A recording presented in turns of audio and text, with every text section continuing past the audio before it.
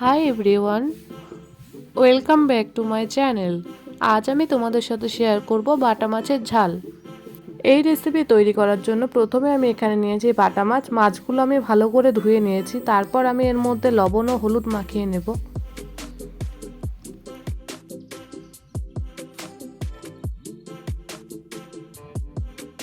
এরপর নিয়েছি পেঁয়াজ কুচি, লঙ্কা কুচি ও ধনেপাতা কুচি। তারপর নিয়েছি দুটো টমেটো কুচি।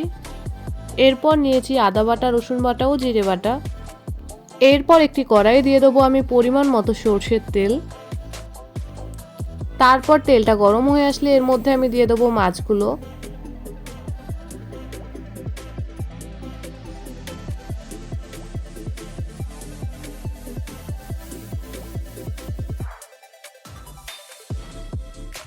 এরপর মাছগুলোর আমি এক পিঠ 3 মিনিট মতো করে ভেজে নেব। তারপর উল্টে দেব। এরপর অপর পিঠও আমি ঠিক একই রকমভাবে ভেজে নেব।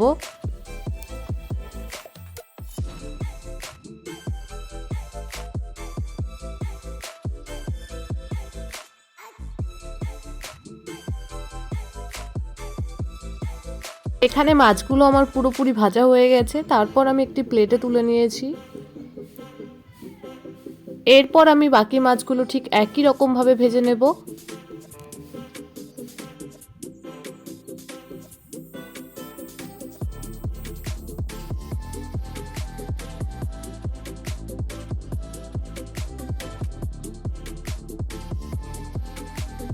সব মাছগুলো আমার ভাজা হয়ে গেছে। তারপর আমি ওই তেলে দিয়ে দেবো 5 ফোড়ন। এরপর দেব পেঁয়াজ কুচি ও লঙ্কা কুচি।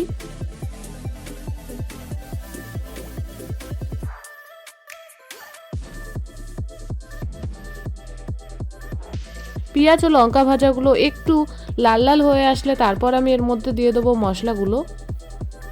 পর দিয়েছি অল্প জল। আর আমি এখানে সব মশলা 1 চামচ করে ব্যবহার করেছি।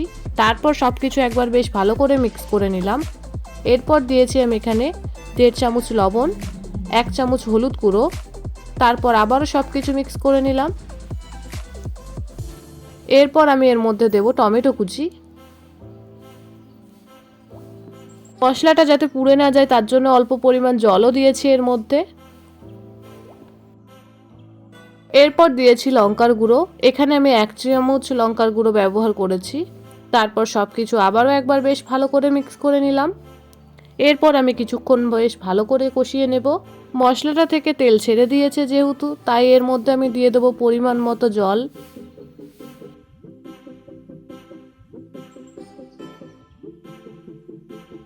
এরপর ফুটিয়ে নেব 3 থেকে 4 মিনিট মতো।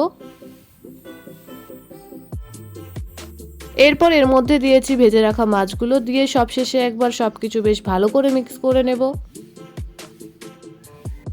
তারপর আবারও 2 থেকে 3 মিনিট মতো ফুটিয়ে নেব। এরপর সবশেষে এর মধ্যে দিয়ে দেবো ধনেপাতা কুচি। তারপর একবার ভালো করে মিক্স করে নেব। তাহলেই তৈরি হয়ে গেছে আমার এই রেসিপি।